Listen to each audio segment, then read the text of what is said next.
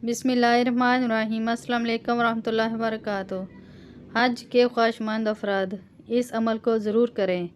हज पर जाना चाहते हों पर वसाइल ना हों तो इस अमल को ज़रूर आजमाएं। मोहतरम शेखुल वज़ाइफ, अस्सलाम वालेकुम। मेरे पास एक वजीफ़ा है।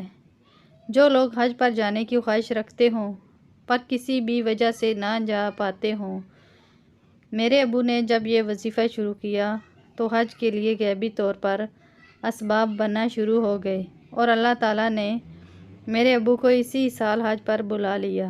वजीफ़ा ये है कि हर सुबह जब नमाज फजर की अज़ान हो, सुनकर अज़ान के हर लफ्ज़ का जवाब दें और अज़ान ख़त्म हो तो 3 मरतबा तलबिया पढ़ें।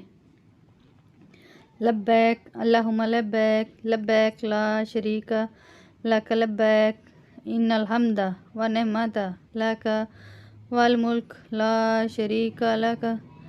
इस अमल को खुद भी लाजमी करें और सदका जारिया की नीयत से दूसरों के साथ भी ज़रूर शेयर करें।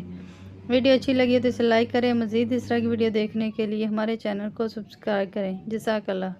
अस्सलाम वालेकुम वरहमतुल्लाहि वबरकातुहू।